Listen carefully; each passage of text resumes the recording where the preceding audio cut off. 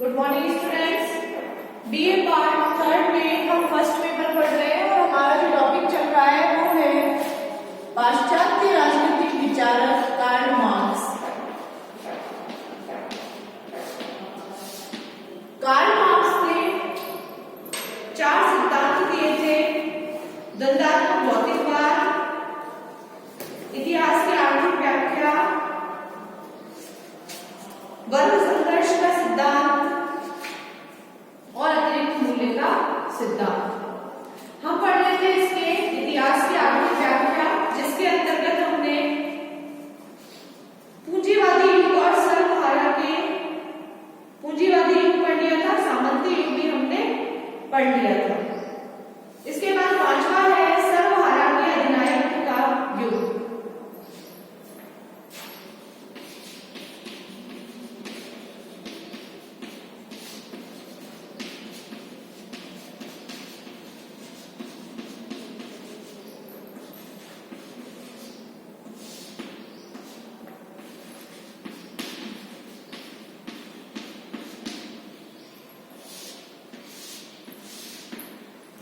सर्वहारा के अधिनायक का युग है जब पूंजीवादी व्यवस्था जो है सर्वहारा के शोषण पर आधारित है, और जब ये शोषण चरम पे पहुंच जाता है तो मजदूर जो है उसे अपना अस्तित्व खतरे में नजर आता है, इसलिए वह बगावत कर देता है, क्रांति कर देता है। और पूंजीपति वर्ग जो है वो संख्या में कम होते हैं, इसीलिए उनके शासन को उखाड़ फेंकता है और इसे ही क्रांति कहते हैं। और इस क्रांति के फलस्वरूप जो है श्रमिक वर्ग जो है वो उत्पादन के सारे साधनों पर अपना अधिकार जमा लेता है और पूंजीवाद का अंत कर देता है। सर्वहारा यानी श्रमिक वर्ग जो है इसके अधिनायक जो है वो स्थापित हो जाता है।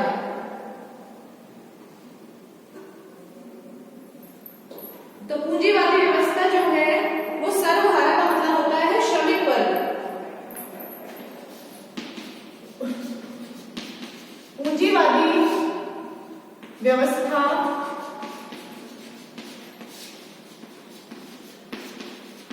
सर्वहारा के शोषण पर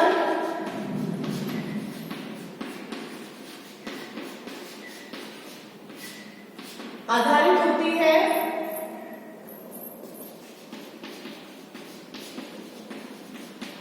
जब यह शोषण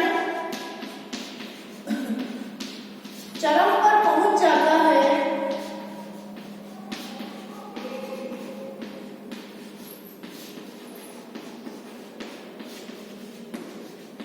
तो जब ये शोषण चरम पर पहुंच जाता है तो मजदूर वर्ग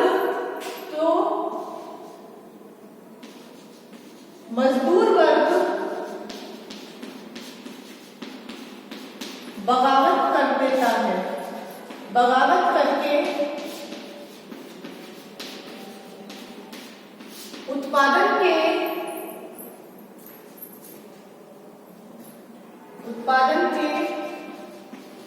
समस्त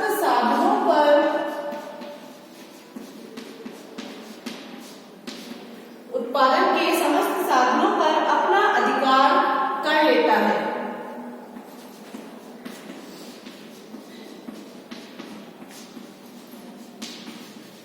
अपना अधिकार कर लेता है, इसे ही क्रांति कहते हैं।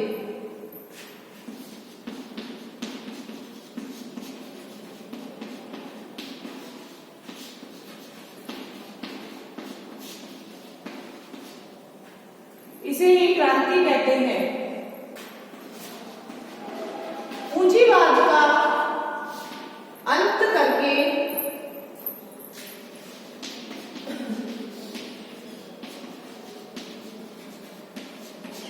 सर्वहारा मतलब श्रमिक वर्ग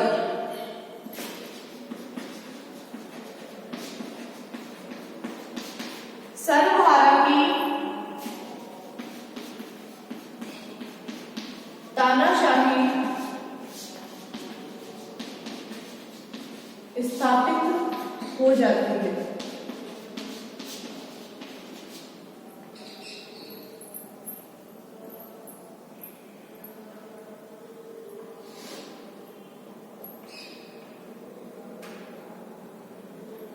यह सर्वहारा का अधिनायक स्थापित हो जाता है।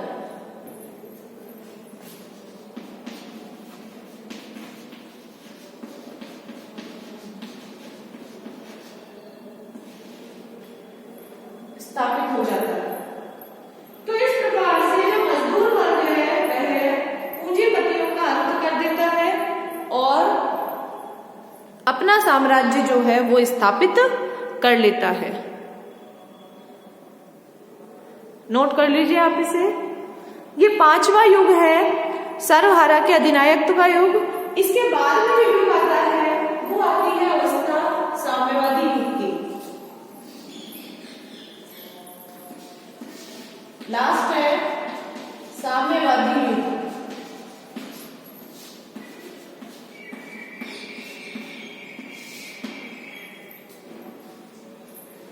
इस युग में क्या होता है, जो पूंजीवादी तत्व है उनके विनाश के बाद इतिहास की आखिरी अवस्था जो आती है वो साम्यवादी अवस्था आती है और इसमें वर्ग विहीन राज्य विहीन समाज होता है और इसमें एक ऐसे समाज की स्थापना होगी जिसमें वर्ग नहीं होंगे, ना कोई गरीब होगा, ना अमीर होगा, ना कोई पूंजीपति होगा, ना मजदूर होगा, ना दास होंगे, ना श्रमिक होंगे, सब बराबर होंगे। कोई किसी का शोषण नहीं करेगा, राज्य जो होगा वो समाप्त हो जाएगा और मार्क्स ने ऐसी ही साम्यवादी अवस्था बताई है।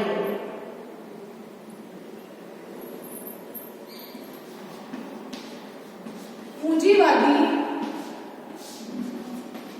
तत्वों के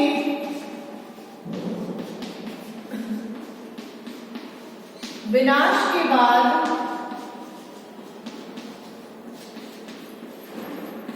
एक अंतिम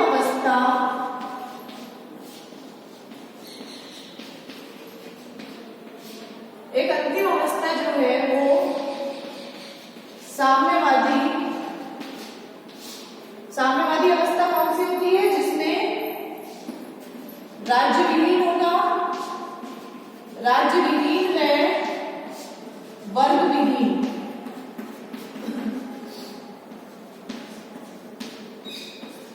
राज्य विहीन व वर्ग विहीन साम्यवादी समाज का निर्माण होगा। इसमें कोई किसी का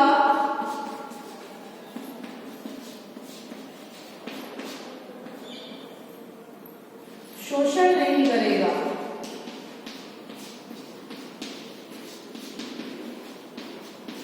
कोई किसी का शोषण नहीं करेगा, समाज में कोई वर्ग नहीं होंगे।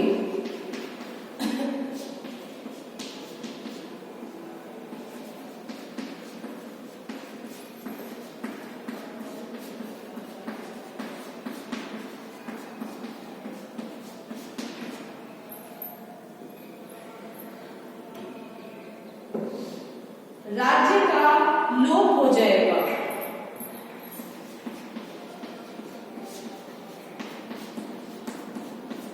यानी राज्य जो होगा वो समाप्त हो जाएगा।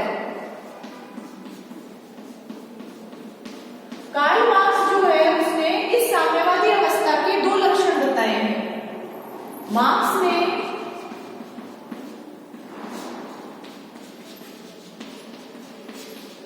इस साम्यवादी अवस्था के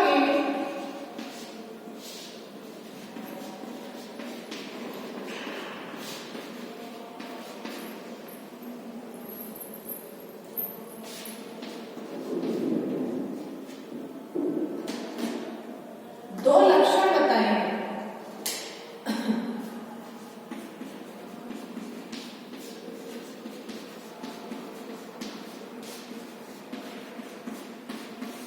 पहला जो है वो ये है, यह समाज अंततोगत्वा राज्य विहीन एवं वर्ग विहीन होगा।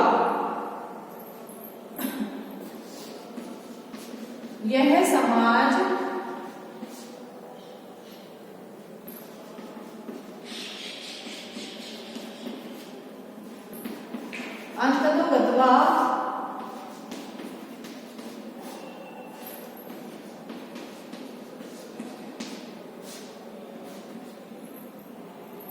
राज्य विहीन एवं वर्ग विहीन होगा।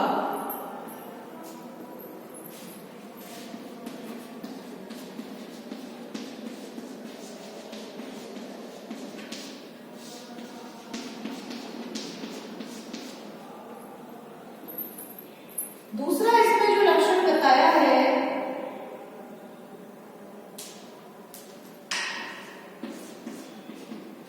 वो है कि इस समाज के अंदर वितरण का सिद्धांत होगा।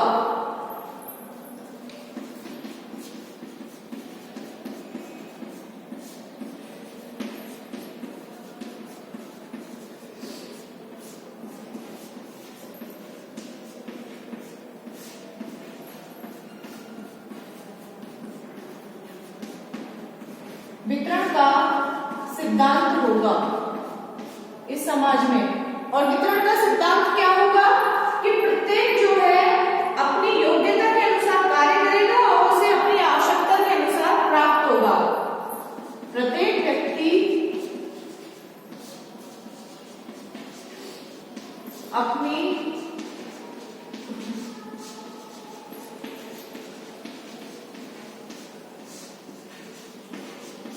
योग्यता के अनुसार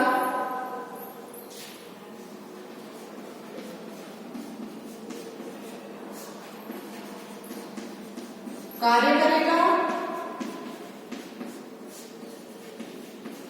और उसे अपनी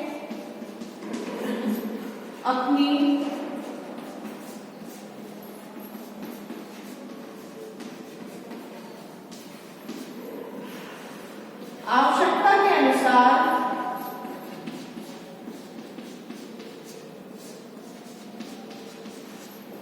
प्राप्त होगा।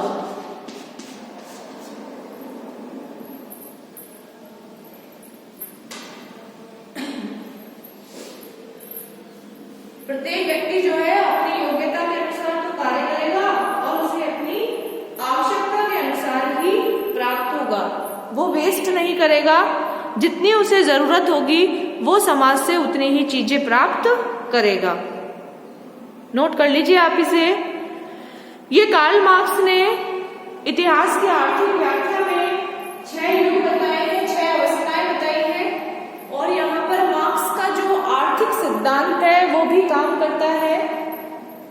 मार्क्स ने जो समाज में परिवर्तन बताए थे वो आर्थिक आधारों पर बताए थे कि समाज में जो बदलाव होते हैं वो पैसों के आधार पर होते हैं, अर्थव्यवस्था के आधार पर होते हैं।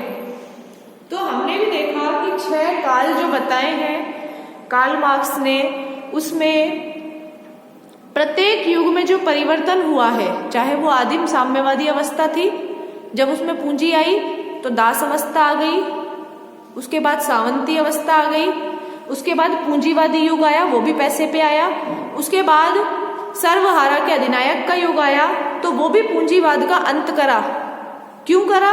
क्योंकि उनका शोषण हो रहा था, उनको आर्थिक संसाधन प्राप्त नहीं हो रहे थे, उनकी जरूरतें पूरी नहीं हो रही थी मजदूरों की, उनको पैसा नहीं मिल रहा था, इसीलिए उन्होंने पूंजीवाद को समाप्त कर दिया।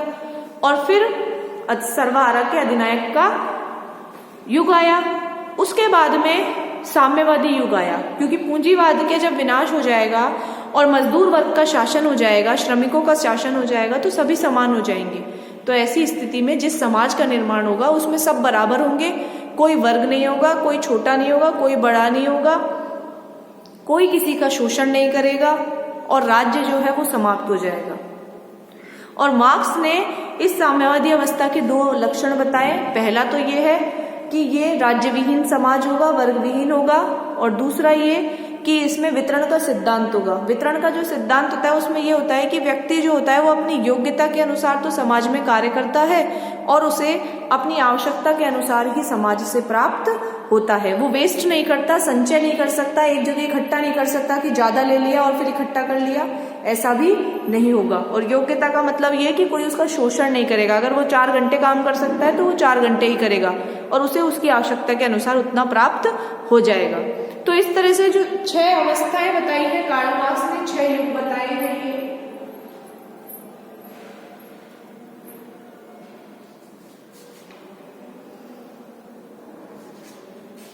इसके बाद है इतिहास की आर्थिक व्याख्या के निष्कर्ष।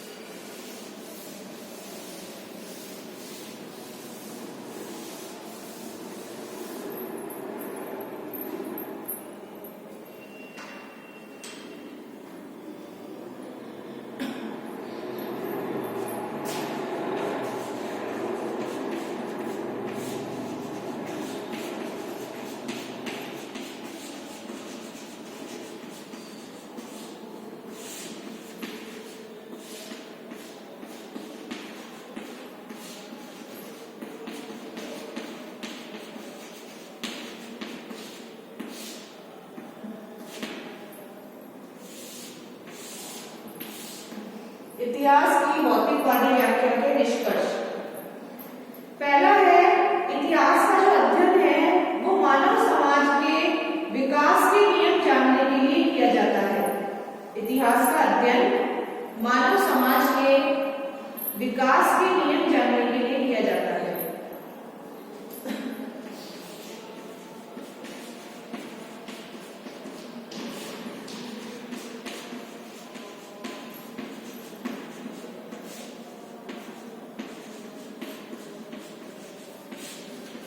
मानव समाज के विकास के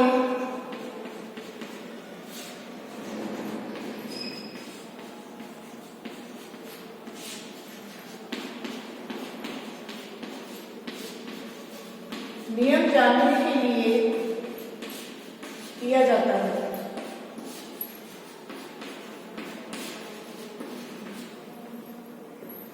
इतिहास का जो अध्ययन किया जाता है वो मानव समाज के विकास के नियम जानने के लिए किया जाता है।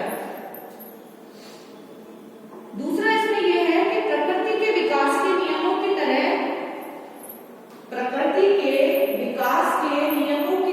समाज के विकास के भी कुछ वैज्ञानिक नियम हैं।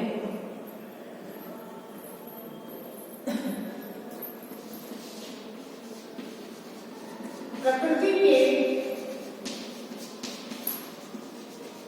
विकास के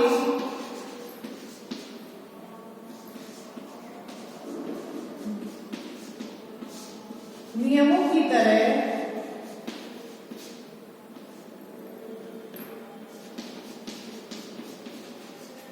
समाज के विकास के भी कुछ वैज्ञानिक नियम है।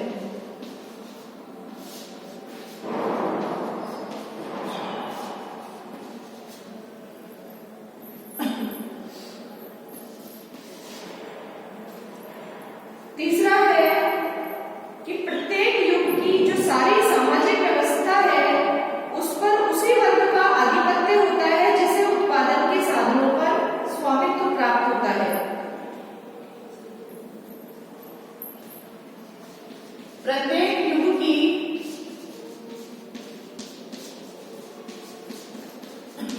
समस्त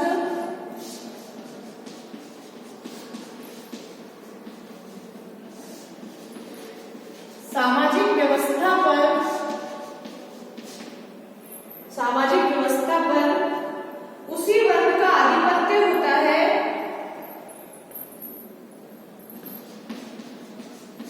उसी वर्ग का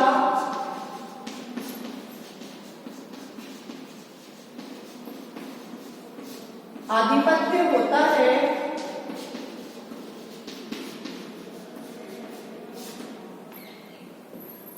जिस वर्ग का उत्पादन के साधनों पर स्वामित्व प्राप्त हो।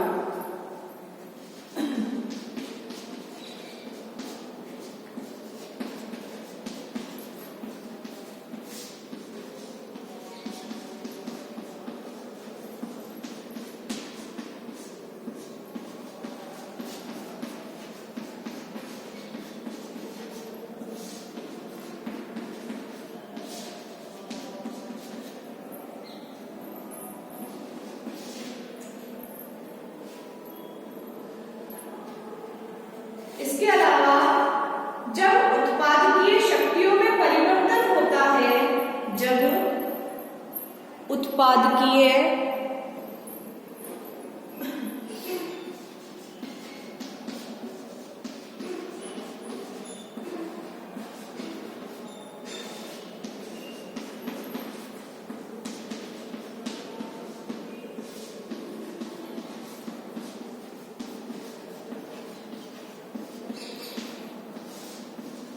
शक्तियों में परिवर्तन होता है।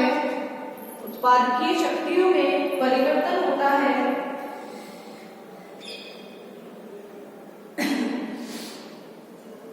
तब उत्पादकीय संबंधों में भी परिवर्तन आ जाता है।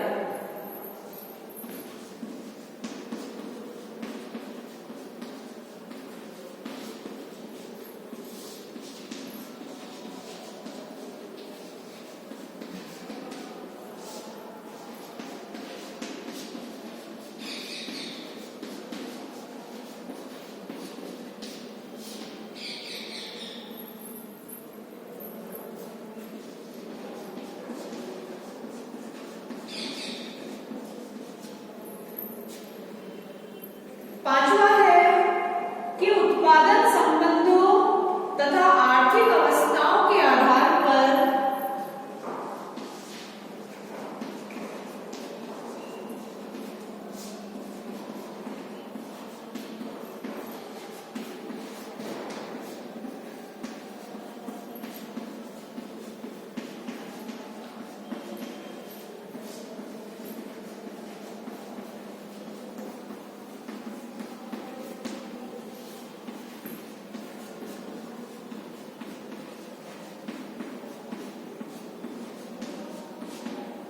संबंधों तथा आर्थिक अवस्थाओं के आधार पर समाज के इतिहास को आधार पर समाज के इतिहास को 5 मुख्य युगों में बांटा जाता है।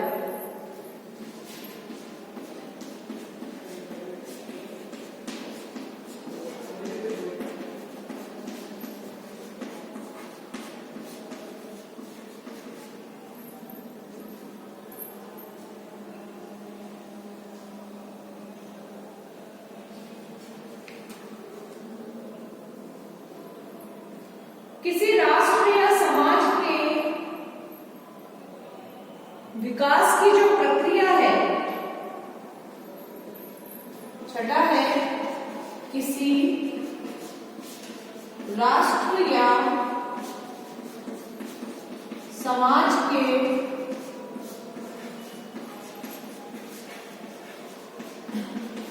विकास की प्रक्रिया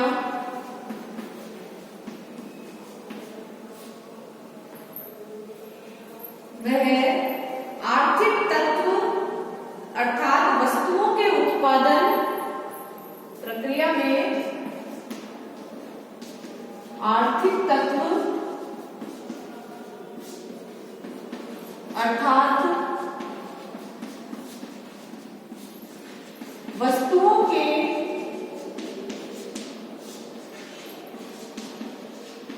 उत्पादन, विनिमय, उत्पादन, विनिमय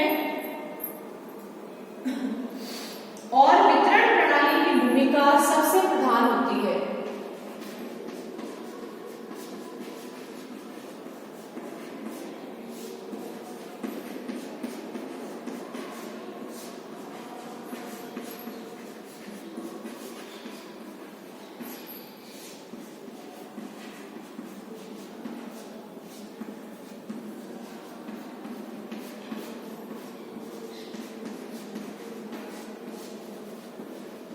भूमिका सबसे प्रधान होती है।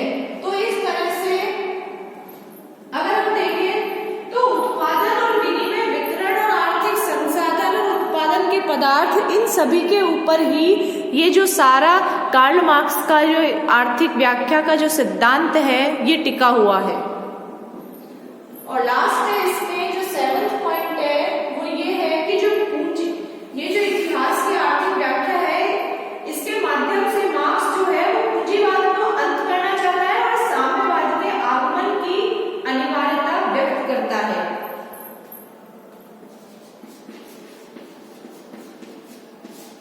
इतिहास की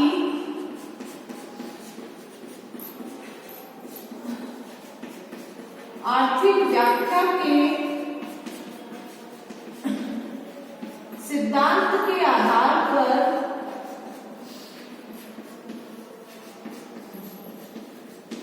मार्क्स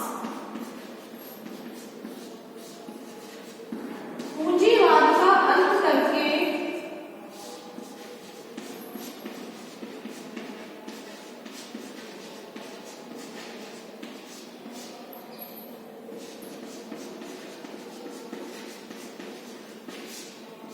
जो साम्यवादी अवस्था है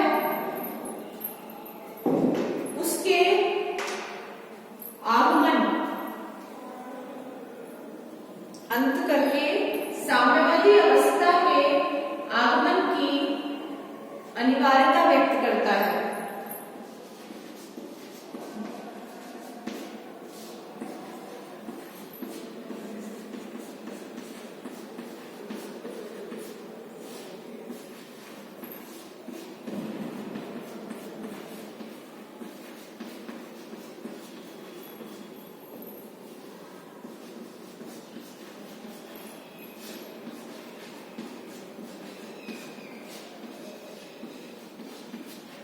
तो इस प्रकार से ये जो इतिहास की आर्थिक व्याख्या है ये आपका कंप्लीट होता है। इसके माध्यम से जो कार्ल मार्क्स है वो भौतिकवादी व्यवस्था या भौतिकवादी समाज का वर्णन करता है, जिसमें वो बताता है कि समाज में जो विकास होता है या जो परिवर्तन होता है वो सिर्फ और सिर्फ भौतिक संसाधनों के साथ ही होता है, भौतिक संसाधनों के कारण ही होता है। जैसे प्रकृति का विकास होता है नियमों के आधार पर, वैसे ही समाज का भी विकास होता है कुछ वैज्ञानिक नियमों के आधार पर। हर युग में सारी जो सामाजिक व्यवस्था है वो उसी वर्ग का, उस सामाजिक व्यवस्था पर उस वर्ग का आधिपत्य रहता है जिस वर्ग का उत्पादन के साधनों पर स्वामित्व होता है। मार्केट के ऊपर जिसका अधिकार होता है वही जो शासन करता है, वही वर्ग जो है वो समाज के ऊपर शासन करता है। तो जिस वर्ग के पास उत्पादन के साधन होंगे वही वर्ग समाज का स्वामी होगा। इसी प्रकार से जब उत्पादकीय शक्तियों में परिवर्तन होता है तब उत्पादकीय संबंधों में भी परिवर्तन आ जाता है। अगर उत्पादन कोई और करने लग जाता है तो उत्पादकीय जो संबंध है वो भी बदल जाते हैं। अगर उत्पादन पूंजीपति वर्ग कर रहा है तो आधिपत्य पूंजीवादी वर्ग करेगा।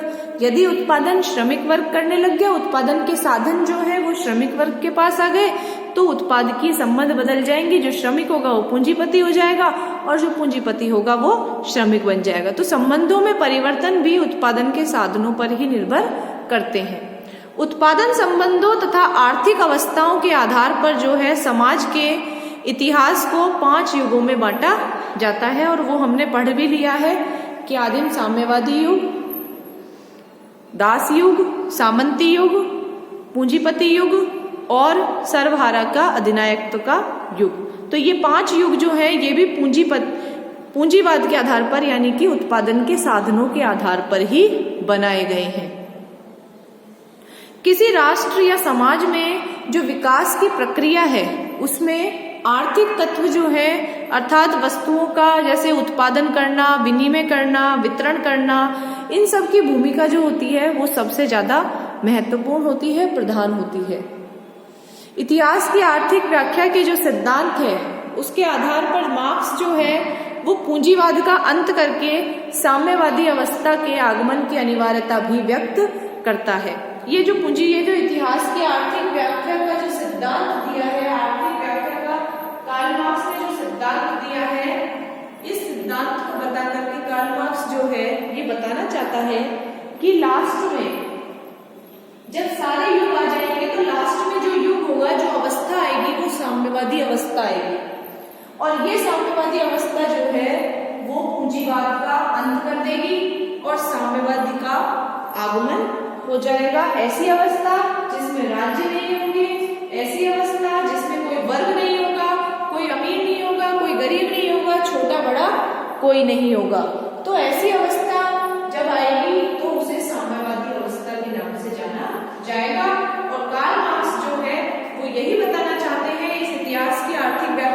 सिद्धांत के आधार पर कि एक दिन पूंजीवाद समाप्त हो जाएगा और साम्यवादी अवस्था आ जाएगी, वर्ग विहीन समाज का निर्माण हो जाएगा। तो आपका ये इतिहास की भौतिकवादी या आर्थिक व्याख्या जो है वो कंप्लीट होता है।